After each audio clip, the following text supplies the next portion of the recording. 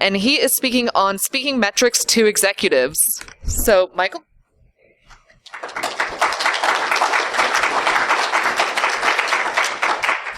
Okay, so just quickly about, this is not going to work, so we'll drop that.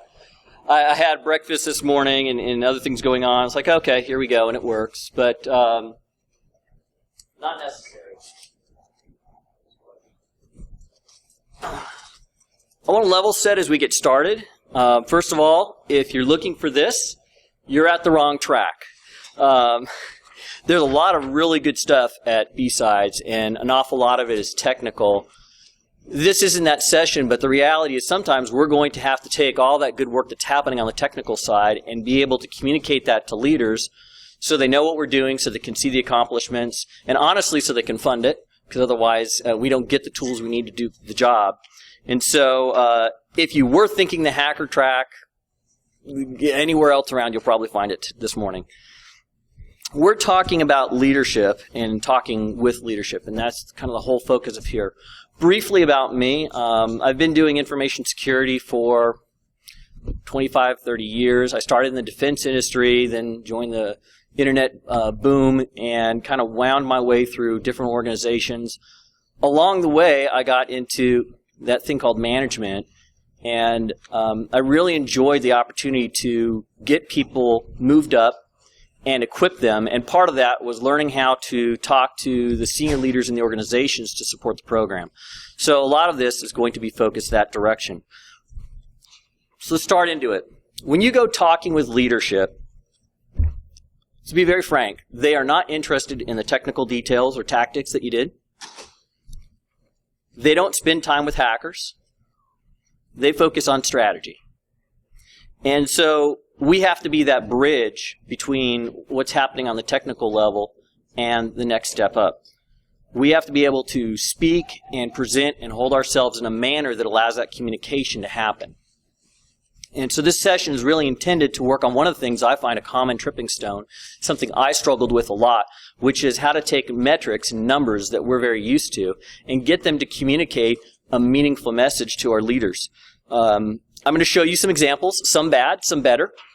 And as we go through, we're going to talk not necessarily what my numbers are, they're not all that relevant, but how you think about presenting them so you can improve whatever it is you're going to present. So with this, let's start here.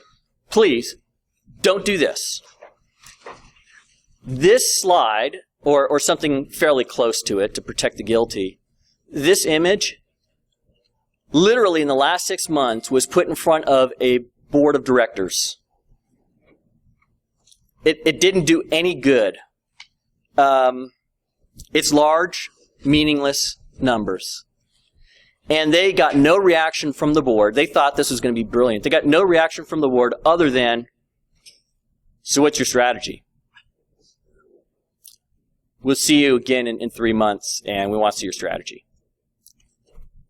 Not the effect. Now, we know the solution for that. Obviously, you don't put the graphics up. You just give them this instead. Please don't show raw numbers. And I call them this way because these sort of charts have a numbing effect on business leaders. Eyes just glaze right over.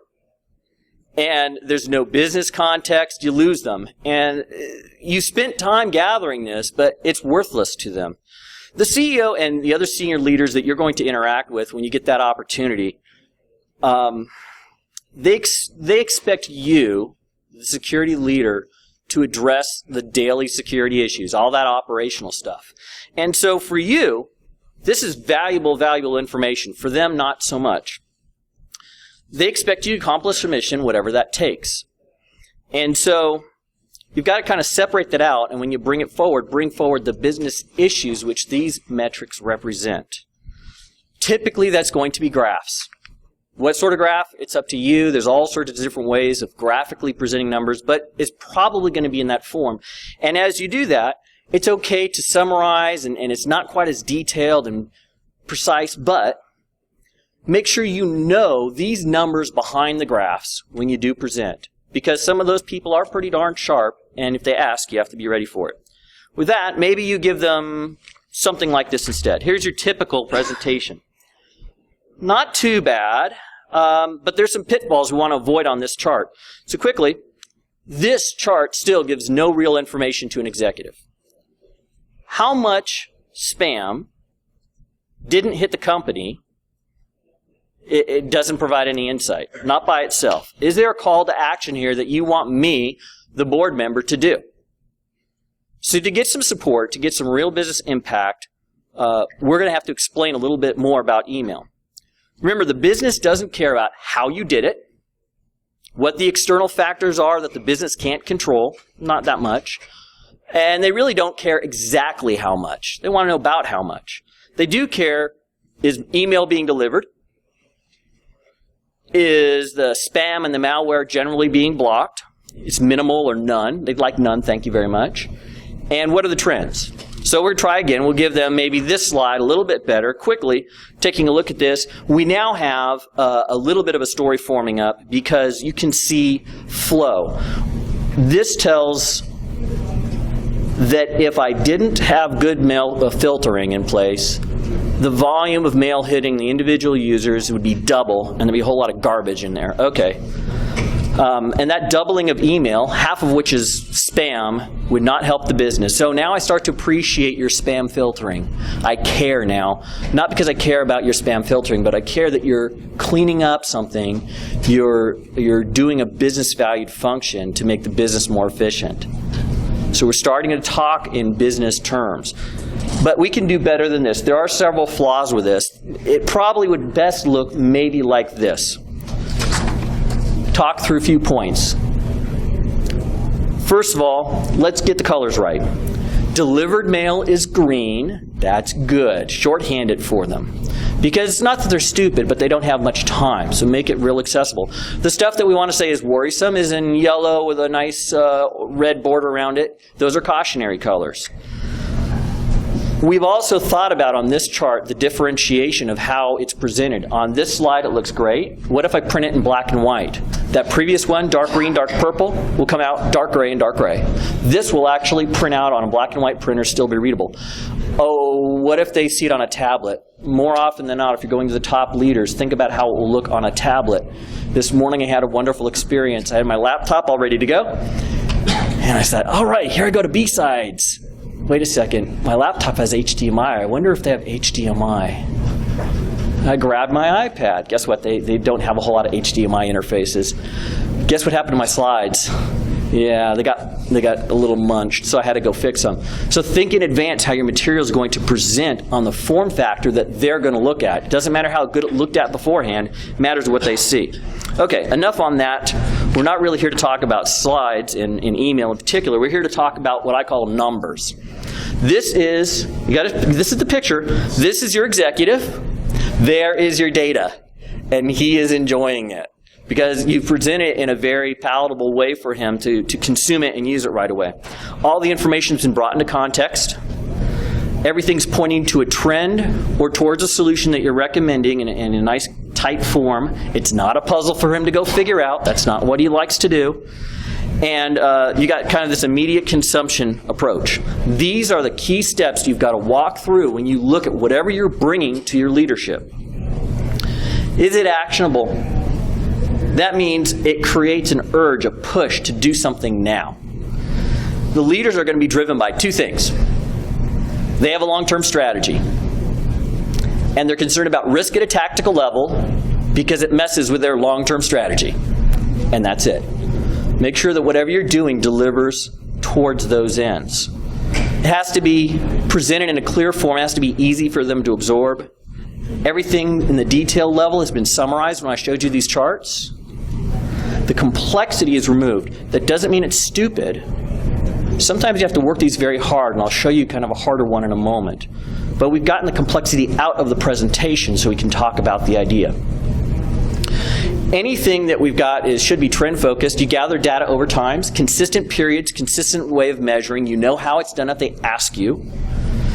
And now when they start looking at that, they're going to look at the trend lines, they're going to look for variances. That's how they think. They have this accounting mindset. And as they drill through that, you'll present in a way that shows them trends so the conversation is easy. And finally, everything's got a story behind it. the things that you probably remember about field trips as a kid, what happened in family history, all these things have stories around it. So make sure that you can take the essence of what you're talking about, pack it into a story so it delivers easily and they can process it. I don't just throw the slide up there and say, oh, email, we got a problem with spam, I need more money. You're probably going to talk a little bit about how it impacts the business, and when you wrap it, they'll resonate with the story and they'll go after that. Ultimately, these are meaningful metrics. They're successfully delivered. They're successfully filtered, how we get it ready. And then we go forward with flows and trends and we have an ask. So I want to go into something that I found challenging to explain. It's a little more complex. And this is our favorite thing to deal with, perhaps, if you've led a team where you deal with the server admins. And that's called vulnerabilities. It's so easy to go ask the CEO to help solve your vulnerability problem. The challenge is the security team, us, we're going out there and you know what it is out there. You've all seen it. And the sysadmins are like, don't waste my time. You come, you make me patch, I patch, it's a waste of my time. Next month you want me to patch again. I don't understand you people. It's a waste. I've got better things to do. And management has to try to sit and listen to these two arguing sides and figure out what to do with it. So we're gonna lift this whole argument up and make it a lot better. Because otherwise you will end up like one of my other poor friends here that just never managed to get across this gap. Okay. I want to enable you to show, and if necessary, drive patching success, if that's the thing you want to go do. Two very hard activities. One of them is about the patching itself, getting people to do that, and the other one is the configuration. And there's a whole lot of detail and other people that can talk much better and give you lots of great ideas about that. I'm just going to talk about how you're going to get the board to fix the problem. We're going to focus on risk, not the technical, what the vuln is. It doesn't matter, MS whatever, OWASP whatever. We're going to drill down and make sure before we present anything that you get your charts together and you share them with the system admins and you share them with the CIO, because no surprises is good.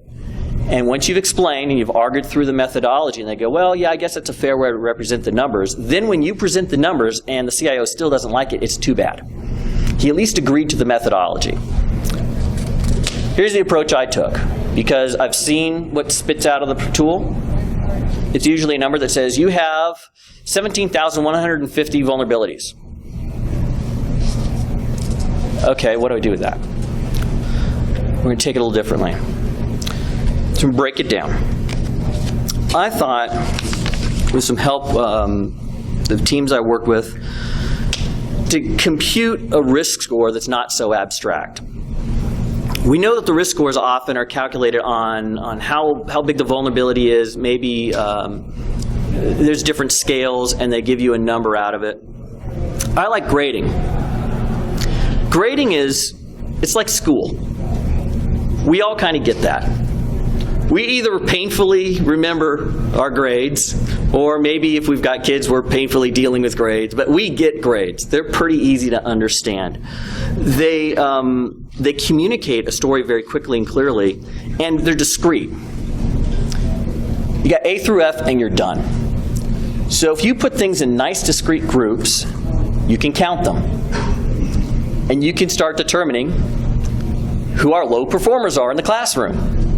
And we're going to solve that problem. Let's march into it. Here's what I did. You can disagree, your own formula, go right ahead. But basic idea. Run our scanner tool, comes back and says, here's what I found. So many criticals, highs, mediums, lows. I'm going to assign each a weight. Somewhat arbitrary, you can play with them. The fun thing with this is, I guarantee you, that no matter how much you play with the weightings, if you've got problem servers, they'll still get an F. Go ahead and play with these numbers, I don't care. You work it to tune it until you satisfy your sysadmins. This one came out actually not bad. And while you might want a perfect server, in the real world, okay, one high, not happy about that, medium low, not bad. Gets a B. Okay, fair enough. And maybe you've got these servers laying around. This isn't a whole lot worse, but it's got a critical on there. We know what that means. The board doesn't. But in this scaling score, this is an F. This is a problem server. Now, if we start taking all our servers, we score them, and then we say, how many do we have that are Fs? How many Ds? How many Bs? We can get something that looks like this.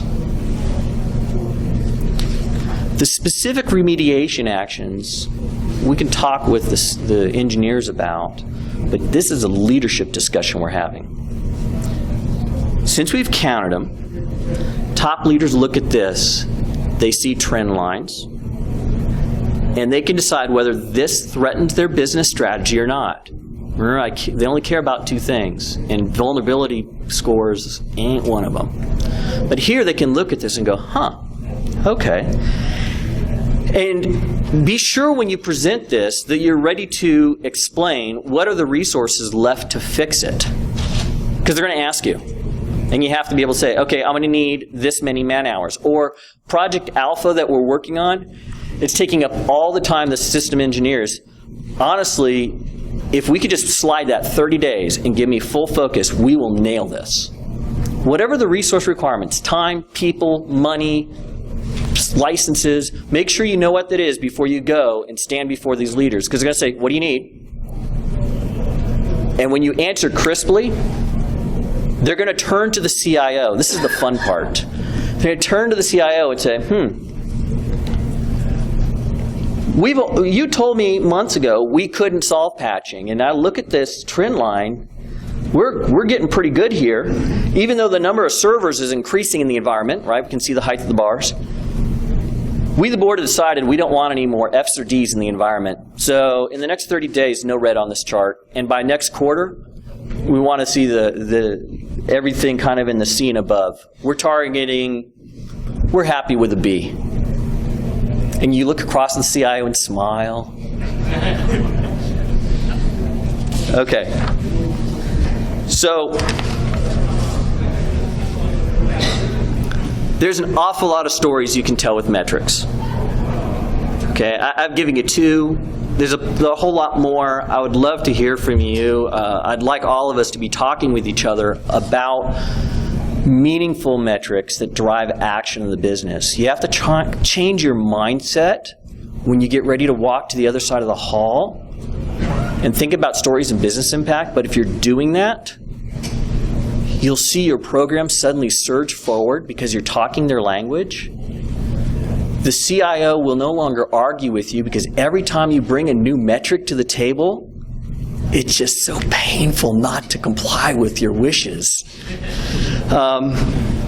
Think about the numbers you can collect. You've got to be able to collect something. It's got to be something you collect in cycles. And it has to be collected consistently so that it's defensible. And you have to be able to explain it. And then when you get all those numbers, turn them around over and over. Try different ways, bar charts, whatever. Talk to other people. Go talk to marketing. They're so great at making things look so pretty. But get the numbers in a form that the story comes out and drives the direction you want it to drive. And then just get it down real tight. Because you're going to get about 5 minutes in front of the board if you ever do talk to the board. Put the slide up, give them a few bullet points, and in 2.5 minutes you're done, and you've addressed a very significant piece. And when they kind of sit back in the chair, and they go, so what's it going to take? You win. So that's the direction. Make sure people want your numbers. Make them tasty. Make them presentable. And when you do this, you will start to influence your company's actions.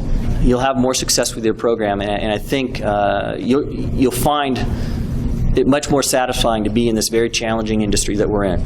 So with that, you can find me on Twitter. I'm Just One Ping. I would love to hear from any of you if you've got some ideas about other metrics that we might want to talk about. I'd love to continue the discussion on Twitter. Thank you.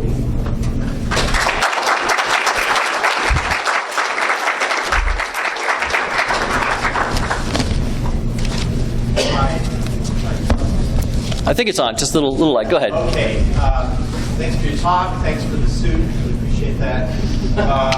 Little advertisement, there's a talk tomorrow at 5 o'clock that goes deeper into scales and weights and all that stuff. So if anybody's interested in diving deeper in that. The question to you is, how do you deal with executives who want to see a dashboard, so all the metrics on one screen and so forth, yet telling a story with it seems to conflict with the idea of having a dashboard?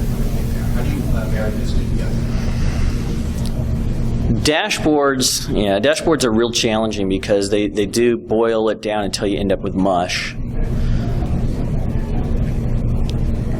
We need to be very thoughtful about which metrics we pick out, because when you pick out a metric to present at a high level, there's so much you're going to lose. Or you're going to pick a very narrow one that's just too narrow. Look at what drives your company. Look for the metric that matches it. If I were, I work in hospitality, so in that space, I might look for metrics that either reflect satisfaction, like if Wi-Fi for our guests isn't working, that's a technical problem, but it matters to the business. I would avoid something real esoteric that I can't easily peg back to the business. And then maybe when they drill down the next level, you'll have opportunity to open it up. Think also about things like reputation. Reputation is really hard to quantify, but an awful lot of what we do can quantify that. Okay, thanks. Thank you. And the other talks, any talk that goes into metrics, how to get deeper into it, I'd go after those talks and see what you can learn. Really quick, what are your thoughts on GQM approach to metrics with executives? I'm going to beg ignorance on Goal, question, metric approach, where you start with a goal, develop a set of questions for that goal, and then metrics that answer the questions.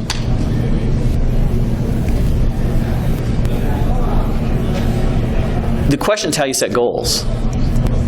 And I think if your goals, if you're talking very broad, like business goals, and you talk security goals, how do you get your security goals lined up to the business in the first place? If you do that when you're setting your goals and thinking about what metrics you're going to use to support them, I think it works back down the other way, but maybe that's not what you're asking about. I've found that in the security space, we're not very mature yet in how we talk to top leadership. And so if you've got a good methodology, try it. If it's not working, be willing to change it. And reach outside of InfoSec people. I remember very serious. Talk to marketing, talk to someone on one of the business lines, and see if what you're doing makes sense.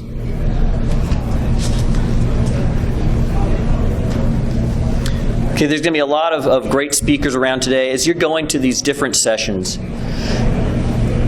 every time you hear numbers out there, you're hearing it from some of the smartest people around. Grab that, but then ask yourself, is this one of those numbers I can turn into a number? And then serve it up, see how it goes. Thank you very much.